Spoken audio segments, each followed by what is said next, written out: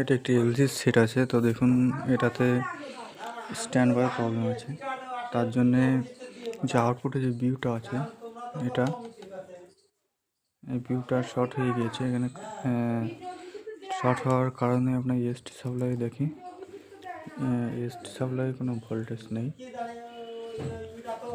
এর শর্ট হওয়ার সঙ্গে সঙ্গে এই যে সেফটি রেজিস্ট্যান্স আছে এখানে, সেই রেজিস্ট্যান্সটা ওপেন হয়ে গিয়েছে। তো রেজিস্ট্যান্সের এই মাথায় কোনো ভোল্টেজ দেখতে পাচ্ছি না, আর রেজিস্ট্যান্সের এই সাইডে দেখছি আমরা 160। যেহেতু এটা লোডে নেই ওই জন্য ভোল্টেজটা একটু বেশিই আছে। তো আমরা এই যে আউটপুটের ভিউটা আছে এটা খুলে নেব। ফার্স্টে এটা চেঞ্জ করতে হবে কারণ এটা খারাপ হয়ে গেছে, তার জন্য সেটটি স্ট্যান্ড বাই হচ্ছে না। এখন রেড লাইট জ্বলে আছে। তো আমি ভিউটা ওপেন করে নিয়েছি, দেখুন এই যে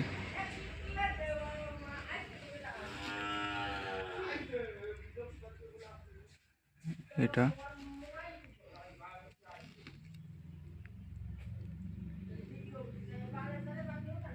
1803।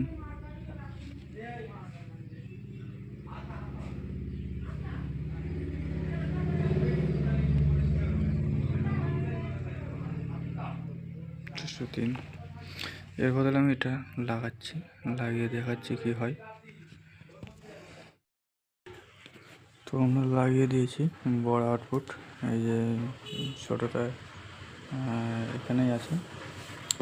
তো এসি লাইন দিয়ে দেখি কি হয়।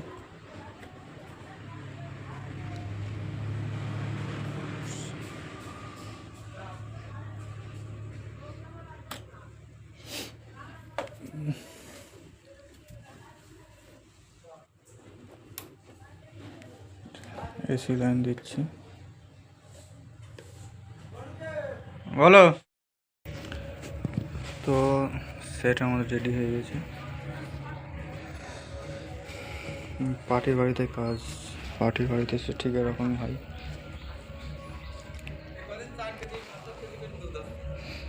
সেট রেডি আছে, সেট স্ট্যান্ড বাই হয়ে গেছে। তো ছবি দিয়ে দেখছি কি হয়। তো আমরা ছবি দিয়ে দিয়েছি। তো একটু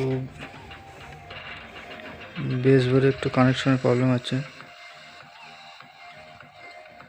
দেখুন এখানে লুজিং আছে।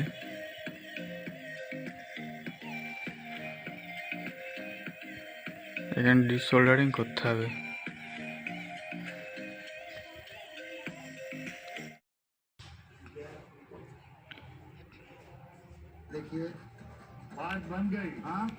তো দেখুন সেট ওকে হয়ে গেছে।